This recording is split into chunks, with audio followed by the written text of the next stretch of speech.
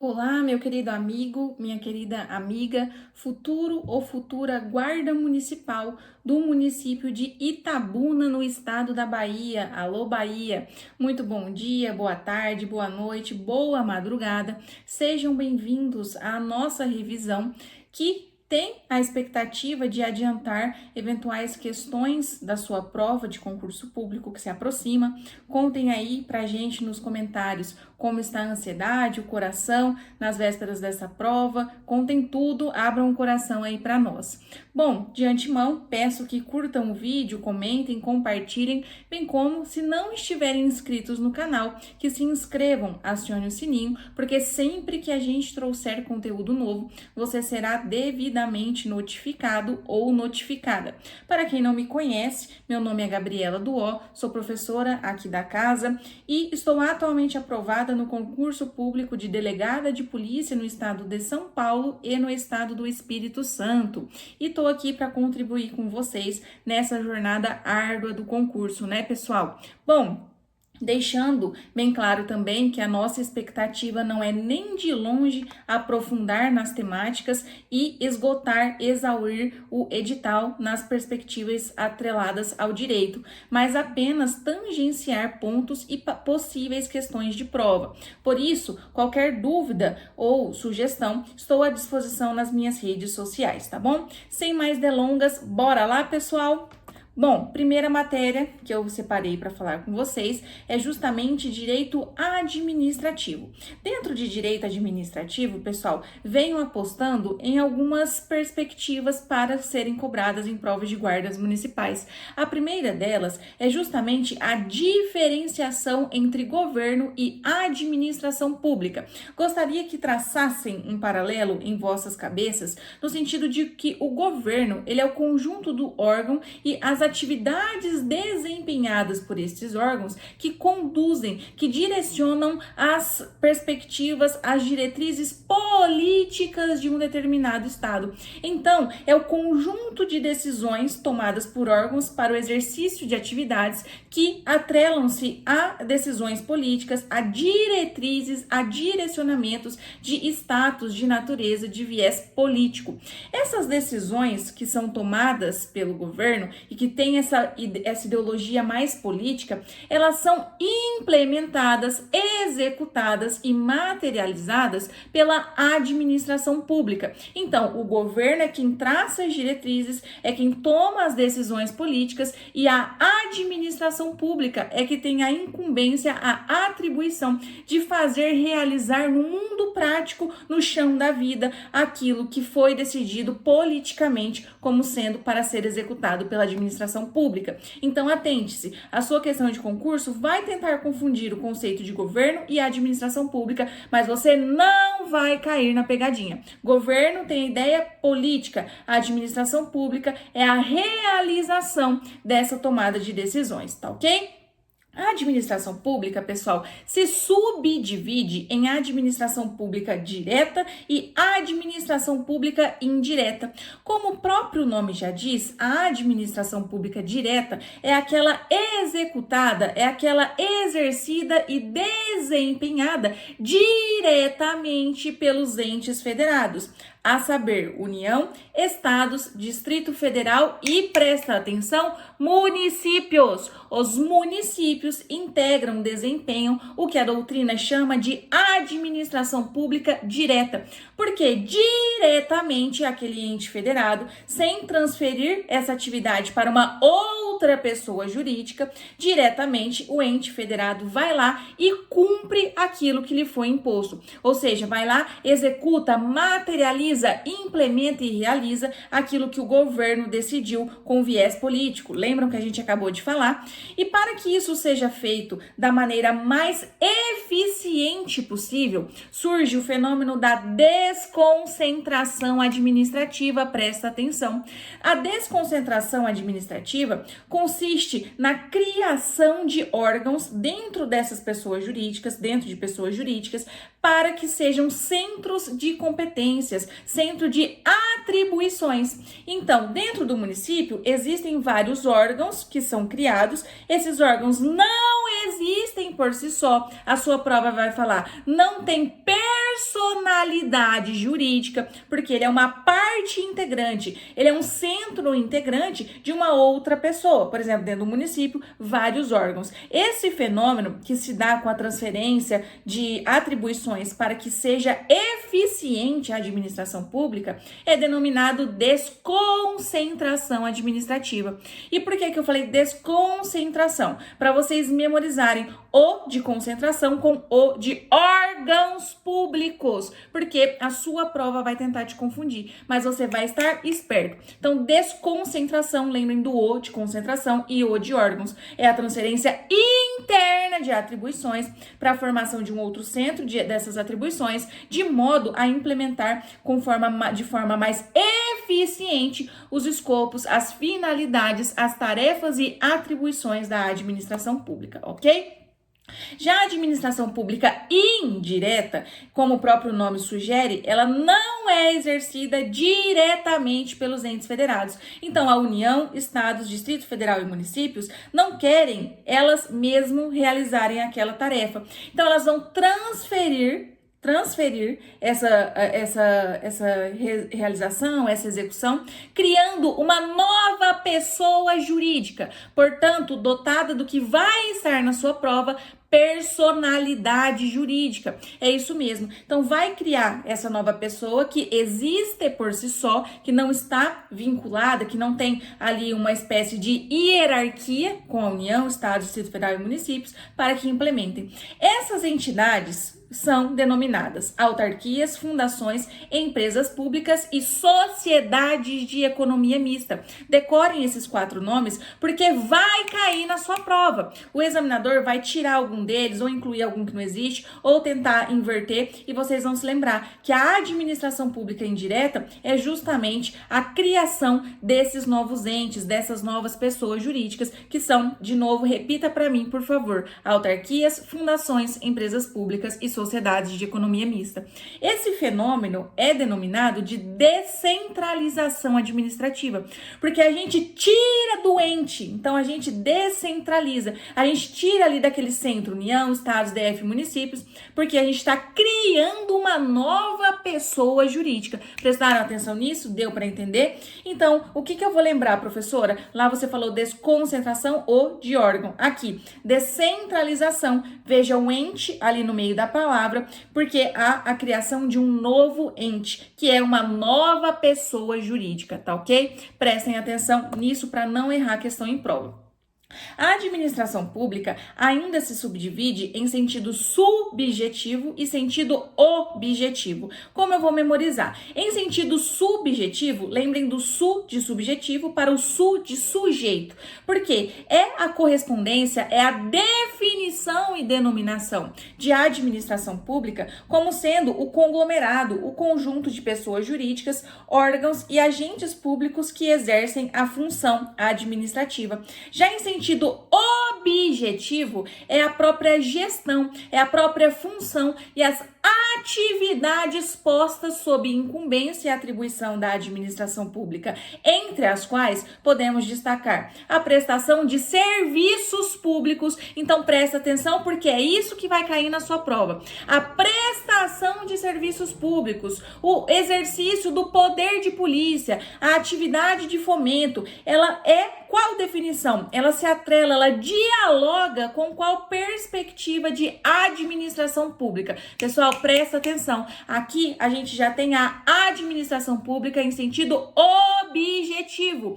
Por quê? É o contrário do subjetivo. Subjetivo você vai lembrar de sujeito, objetivo você vai lembrar de atividade, de função administrativa, ok?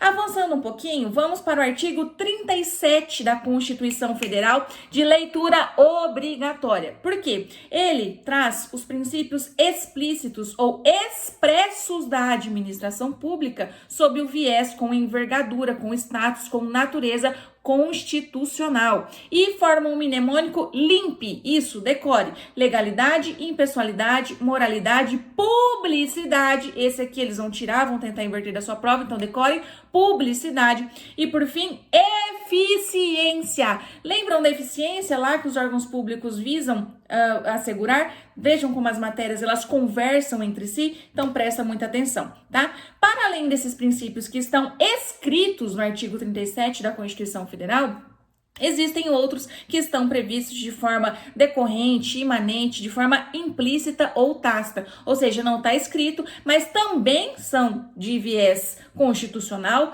decorrem implicitamente dali e dialogam com a administração pública, entre os quais podemos destacar o próprio princípio da proporcionalidade, da razoabilidade, da indisponibilidade do interesse público, da supremacia do interesse público frente ao particular e assim sucessivamente. Mas façam essa diferenciação, porque a sua questão vai trazer princípios expressos e lá no meio ela vai tirar a publicidade e colocar a proporcionalidade. E a sua questão estará incorreta, equivocada, ok? Então vejam, se falar expressos, os do artigo 37 é o LIMP, legalidade, impessoalidade, moralidade, publicidade e eficiência. Se falar de forma genérica, aí também, dependendo de como o seu enunciado trouxer, você vai lembrar que existem outros princípios, tá ok, pessoal?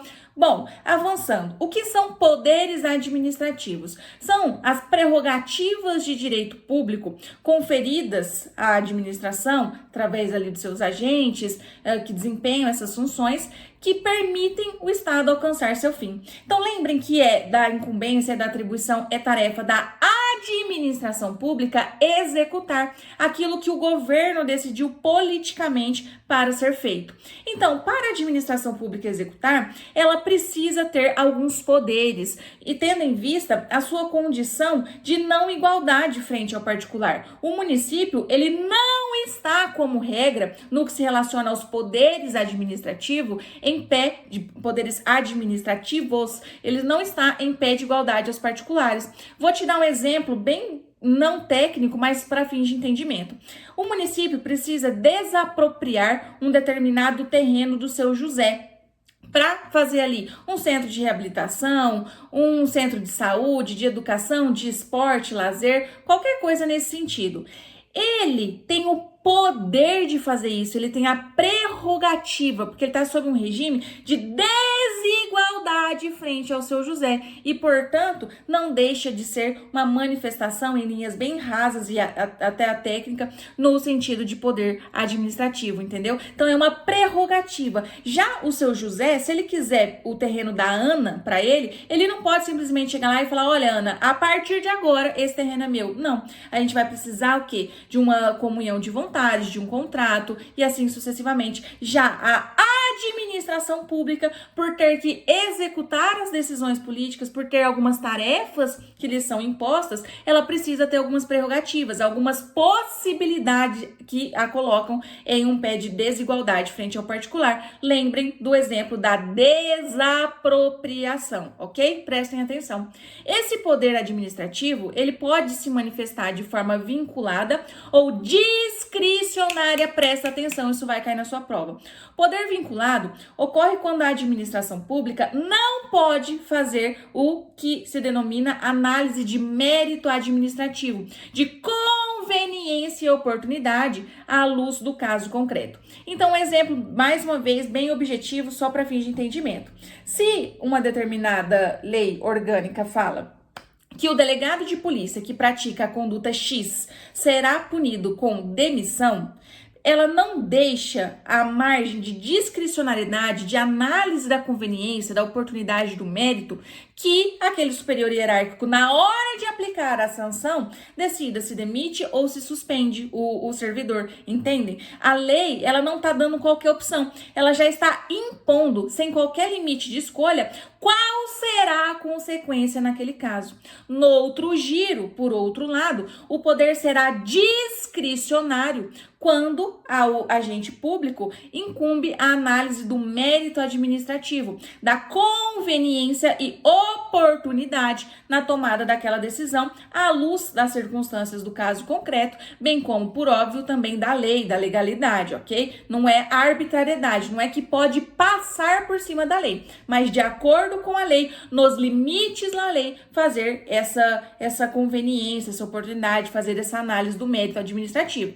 Exemplo, seguindo, o agente público, o superior hierárquico, poderá aplicar para o delegado que praticou a conduta X a penalidade de demissão ou de suspensão. Então, fica a critério do seu superior hierárquico, naquele caso concreto, fazer a conveniência, a oportunidade, analisar o mérito de qual decisão será tomada. Perceberam isso?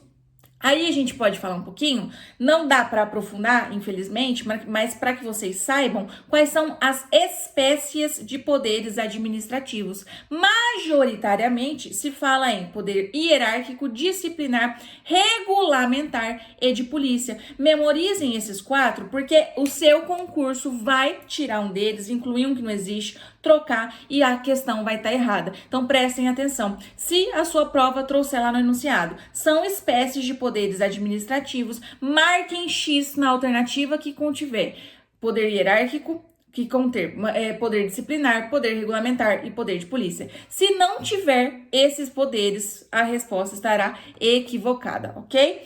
Pessoal, espécies de agentes públicos também acredito que possa cair. Não vamos aprofundar, mas registrem que temos os agentes políticos, que são justamente aqueles cargos estruturais à organização do país. Deixei aqui alguns exemplos para vocês e os que vão cair na sua prova são justamente os cargos de prefeito e de vereadores, porque tem pertinência com os certames municipais. Então, prefeitos, vice-prefeitos e vereadores são agentes políticos, que consiste justamente em uma das espécies dos agentes públicos. Para além disso, nós temos os servidores públicos, que são os indivíduos conectados, entrelaçados às entidades da administração pública com um determinado vínculo, seja ele de regime estatutário, seja pela CLT ou mesmo os contratados de forma efêmera, temporária, ok? E consistem a grande massa, a grande quantidade, ok? São esses servidores. E nós temos também os militares, né, pessoal? Que são justamente os das Forças Armadas e os militares dos estados e Distrito Federal. E por fim, mas não menos importante, nós temos os particulares em colaboração, que sim, são espécies de agentes públicos. Então presta atenção, porque o seu examinador pode querer te pegar aqui, ok? Os particulares podem sim ser considerados e são sim considerados agentes públicos, mas aqueles particulares em colaboração, que é aquele que de alguma forma presta um serviço ao Estado. E o exemplo que se dá é justamente dos empregados das concessionárias de serviços públicos. Esse tema aqui, pessoal, ele é bem divergente, existem correntes doutrinadores em um sentido e em outro, mas eu trouxe a classificação que acredito possa estar na sua prova. Então memorizem essas 4 espécies de agentes públicos, mas abram a cabeça para saber que isso aqui não é algo tão objetivo, não é algo pacífico, ok? Tem doutrina que traz um, que não traz outro, exemplos também e assim sucessivamente. Bom, vocês conseguiram entender? Gostaram da revisão de direito administrativo? Espero que sim. Vamos conversar agora sobre direito constitucional. Dentro de direito constitucional, decorem, pessoal, não tem outra palavra, tem que decorar o artigo 144 da Constituição Federal, porque ele traz justamente quais são os órgãos de segurança pública, falando que o serviço, né, de segurança pública, ele é dever do Estado, um direito e a responsabilidade de todos. E aí aqui traz as atribuições de cada um desses órgãos, depois leiam mais a fundo. Mas gostaria de registrar com vocês o paralelo da Guarda Municipal, porque os municípios poderão, decorem essa palavra, poderão constituir guardas municipais destinadas à proteção de seus bens, serviços e instalações, conforme dispuser a lei. E por que eu quero que registrem isso? Porque o artigo 144 da Constituição Federal, ele deixa clara qual é a função do senhor, qual é a função da senhora, futuro e futura guarda municipal de Itabuna, que é justamente a proteção de bens, serviços e instalações instalações do município, ok? Então prestem atenção nisso, porque pela pertinência temática, a sua prova, ela pode trocar, colocar que é do Estado, que é da União, ou de forma genérica, qualquer outra expressão. E não, é proteger bens, é proteger serviço, é proteger instalação do município, ok, pessoal? Por favor, prestem atenção nisso.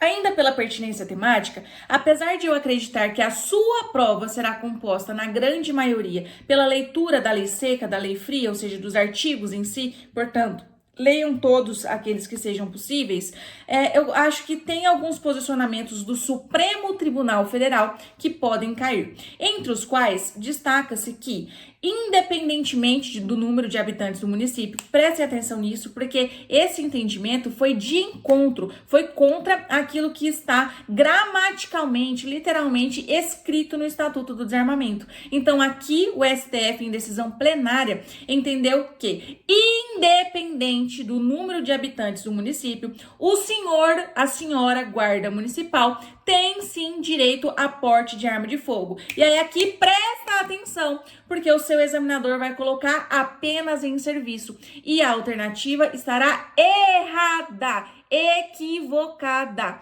porque tem direito a esse porte de arma de fogo em serviço ou mesmo fora de serviço. Então prestem atenção nisso, por favor, ok, pessoal? Vocês gostam de direito penal, da parte mais criminal? Que a gente vai conversar agora um pouquinho sobre ela, tá?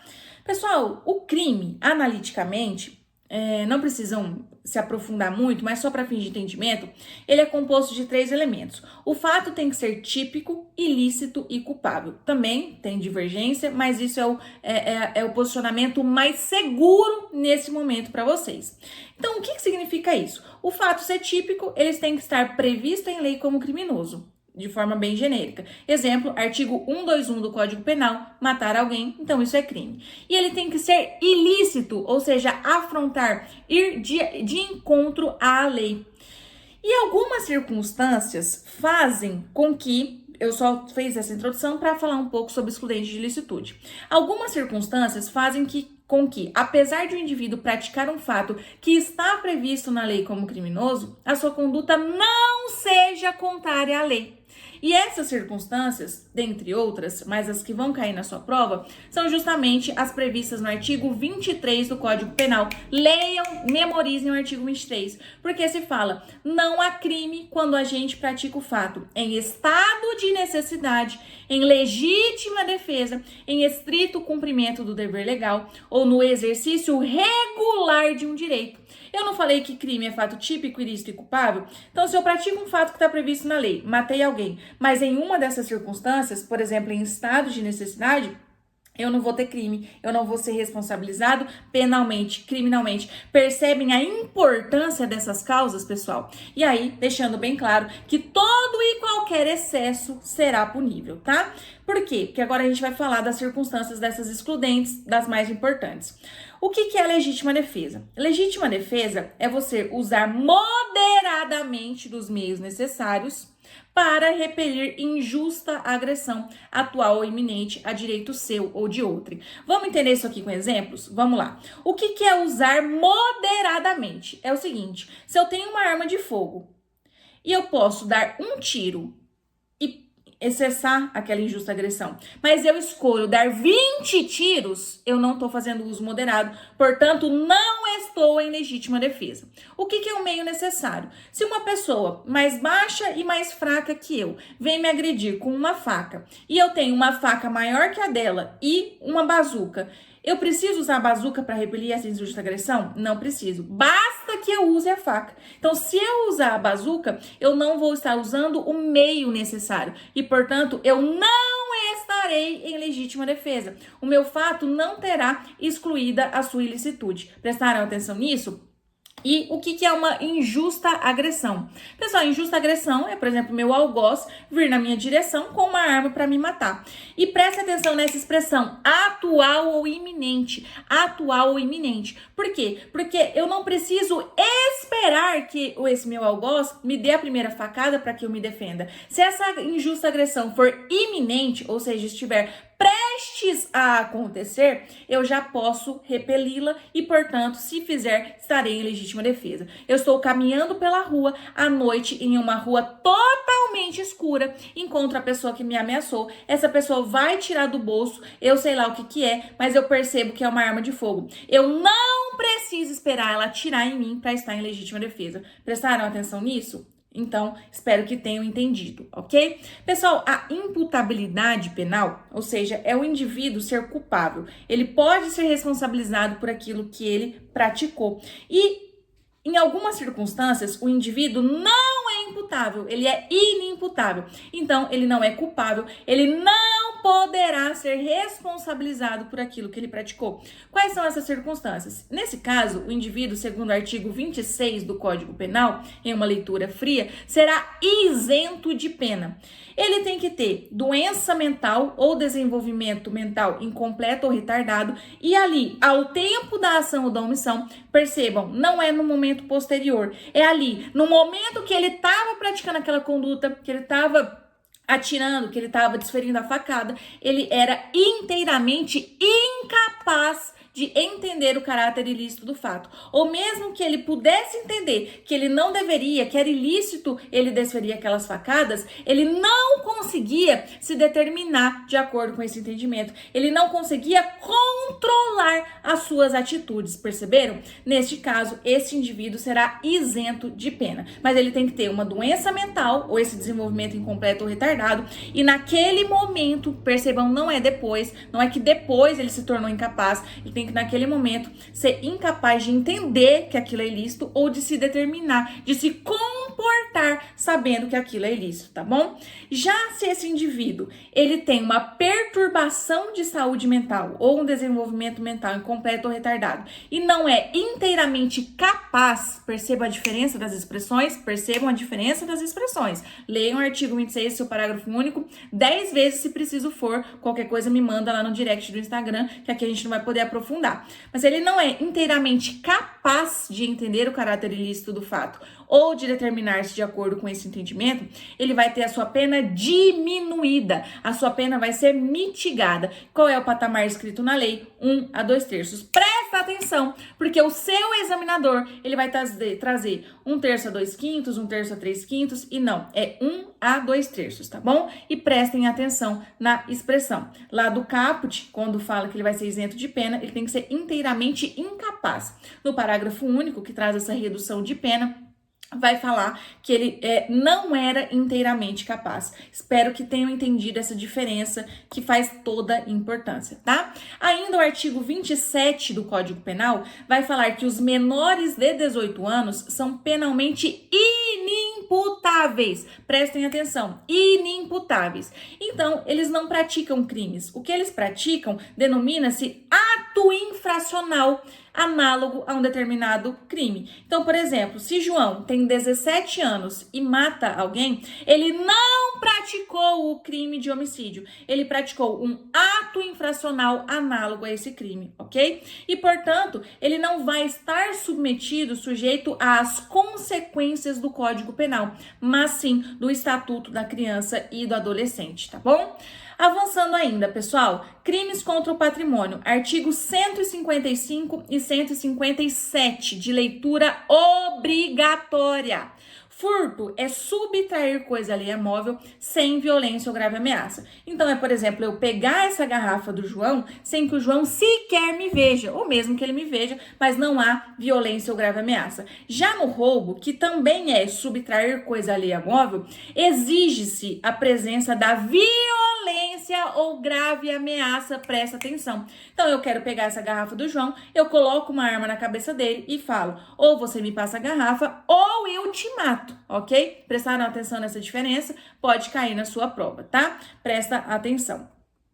Pessoal, gostaria que vocês também memorizassem que equipara-se a coisa móvel para fins de incidência do crime do artigo 155 de furto a energia elétrica ou qualquer outra que tenha valor econômico. Isso pode ser objeto de cobrança na sua prova. E também memorizem que se o crime é praticado durante o repouso noturno, ou seja, no momento em que a sociedade, a coletividade como regra se coloca para dormir, para descansar, a aí vai ter o aumento da pena no montante de 1/3. Lembrem do de padre, de pastor, lembrem de terço, ok? Por quê, pessoal? Lógico, respeitando todas as religiões, é só para fins de memorização. Lembrem de religião, de terço, tá? Por quê, pessoal? Ou de qualquer outra religião, tá bom? Só para fins didáticos mesmo. Por quê? Justamente porque a sua prova vai trazer 2/3, vai trazer 3/5. Então, lembra que é 1/3. 1/3, tá bom? E tem que ser durante o repouso noturno, ok, pessoal? E aqui dentro do crime de roubo, gostaria de destacar para vocês o parágrafo 1º do artigo 157, porque ele fala que na mesma pena incorre quem, logo depois de subtrair da coisa, emprega violência contra a pessoa ou grave ameaça, a fim de assegurar a impunidade do crime ou a detenção da coisa para si ou para terceiro, para que vocês não se confundam em eventual questão de prova. Então, suponha que eu peguei a garrafa do João sem violência ou grave ameaça. Eu já peguei pra mim, só que o João percebe. Depois que ele percebe e ele aciona a polícia, eu vejo que eu vou ser punida por aquilo que eu pratiquei, eu ameaço o João. Falo, ó, se você ligar pra polícia, eu te mato. Então presta atenção que nesse caso foi feito o uso da grave ameaça depois de subtrair da coisa para assegurar a impunidade do crime. Prestaram atenção? Isso também é roubo. Então, essa violência, essa grave ameaça, não é necessariamente, obrigatoriamente exercida para a subtração da coisa. Ela pode ser usada depois que a coisa já foi subtraída, mas para eu assegurar a não punição ou mesmo a detenção, a posse daquela coisa, ok? Deu para entender isso? Ok, então vamos avançar. Ali dentro de crimes contra a pessoa, no artigo 129, pessoal, que é o crime de lesão corporal, saibam da intenção do agente. O agente que pratica lesão corporal, ele quer ofender a integridade corporal ou a saúde de outrem. Por exemplo, eu dou um soco em Maria para machucar Maria. Isso é lesão corporal, beleza. Existem algumas hipóteses que qualificam a lesão corporal, e ela passa a ser grave ou gravíssima, e vai ter um mnemônico para cada uma delas, porque o seu examinador vai trocar. Dentro das hipóteses de grave, ele vai trazer uma de gravíssima e vice-versa, mas você vai ficar esperto. Grave é o PIDA. Por que PIDA, professora? Perigo de vida, incapacidade para as ocupações habituais por mais de 30 dias. Presta atenção, seu examinador vai trazer 60 e a resposta vai estar errada, ok? Mais de 30 dias. E percebam que mais de 30 dias não é 30 dias. Então, se na sua assertiva tiver 30 dias, ela vai estar equivocada. É por mais de 30 dias, tá ok? Debilidade permanente de membro, sentido ou função e aceleração de parto. Perceba, não é aborto, o feto ainda vai nascer, mas vai haver uma aceleração de parto. Isso tudo torna a lesão corporal de natureza grave. Já a gravíssima também qualifica, mas é um pouco mais grave, né? Que é gravíssima, como o próprio nome já diz, é o famoso PEIDA. Isso, só para fins de memorização. Por quê, professora? Perda ou inutilização de membro, sentido ou função, enfermidade incurável, o seu examinador vai colocar curável, vai estar errado, é enfermidade incurável, incapacidade permanente para o trabalho, deformidade permanente e aqui sim o aborto, ok? E se a lesão é culposa, professora, é porque o agente ele não tinha vontade de produzir aquele resultado. Ele não queria machucar aquela pessoa, mas acabou machucando por imprudência, negligência, imperícia e assim sucessivamente. Ele nem assumiu o risco, mas acabou machucando. Por exemplo, eu pego minha caneta na sala de aula e arremesso para um outro colega de uma forma imprudente, acabo batendo essa caneta no rosto de alguém e machucando. Isso é uma lesão corporal culposa, tá? Presta atenção ainda, pessoal, aí na lesão corporal seguida de morte. Por quê? É quando eu quero lesionar alguém, não assumo os riscos e não quero matar alguém, mas acabo matando diante das circunstâncias ali do caso concreto. Professora, me dá um exemplo disso. Eu vou dar um soco em Maria, mas eu só quero machucar a Maria. Acaba que eu não assumi o risco, mas eu fui, de certa forma, imprudente, porque dei um soco num local ali sem prestar tanta atenção. Maria bate a cabeça e falece. Por quê? Aqui eu matei ela, mas não vou responder por homicídio, porque eu não queria matar. Eu queria lesionar e acabei por imprudência, negligência e imperícia, produzindo o óbito, o falecimento de Maria. Prestaram atenção nisso, pessoal?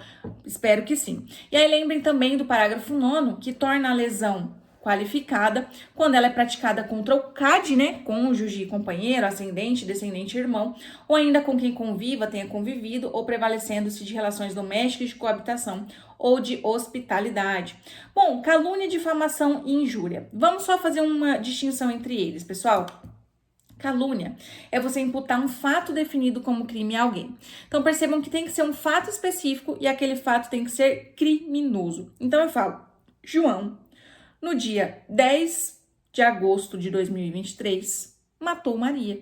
E eu sei que é mentira. Eu sei que João não matou Maria. E eu falo isso para terceiras pessoas, porque eu tô ofendendo o que se chama, presta atenção que isso pode cair na sua prova, honra objetiva de João. Aquilo que as pessoas pensam do João, atribuindo-lhe um fato definido como crime que eu sei ser mentiroso, ok?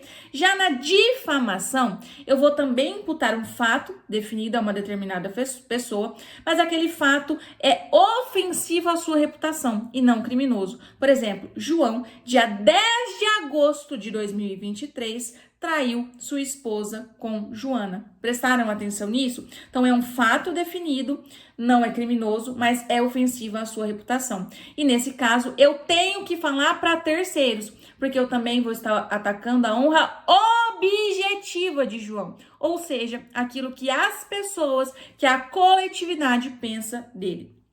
Já na injúria, pessoal, é ofender a dignidade ou decoro de alguém. É o famoso e popular xingamento, tá? Então, por exemplo, eu viro para João e falo, seu burro, idiota, retardado. Exemplo.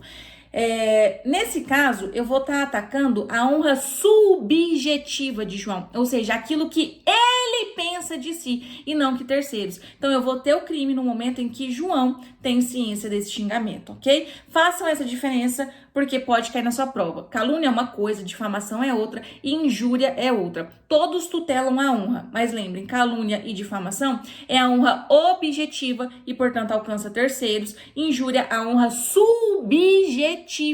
Lembrem, quando eu sou xingada, é a mim que importa, ok? Tentem pensar nisso para facilitar, tá, pessoal? Crime de resistência também acredito que possa cair. E é quando você se opõe à execução de um determinado ato legal, por exemplo, ao cumprimento de um mandado por um oficial de justiça, mas faz isso mediante violência ou ameaça, presta atenção. Porque não é simplesmente eu não deixar o oficial praticar aquele ato, é eu agredi-lo, é eu ameaçá-lo por estar fazendo aquilo, tá bom? Nesse caso, se também tiver um terceiro que esteja auxiliando e eu fizer essas condutas, eu violentar ou ameaçar esse terceiro, também incorrerei no crime de resistência. Prestem atenção, tá bom? E se o ato não se executa porque eu resisti, aí a pena vai ser ainda mais agravada. Mas mesmo que o ato se execute só pelo ato da minha resistência, eu já vou ter praticado o crime. Agora, se além de eu resistir, o ato não é consumado, não é praticado, a pena será mais alta, tá bom, pessoal? Prestem atenção nisso. E por quê? Porque isso é diferente de desobediência. Presta atenção, o seu examinador vai trocar. Na desobediência, eu desobedeço a ordem legal de um funcionário público, mas não há emprego de violência ou ameaça. Então, o funcionário público fala, faça tal coisa ou não faça tal coisa. Eu descumpro, eu desobedeço, não tô nem aí pra ele, mas eu não uso violência ou grave ameaça, eu simplesmente descumpro. Prestaram atenção? Essa é a diferença de resistência e desobediência. Comentem aí abaixo, hashtag entendi a diferença de resistência e desobediência pra me deixar feliz, tá bom, pessoal?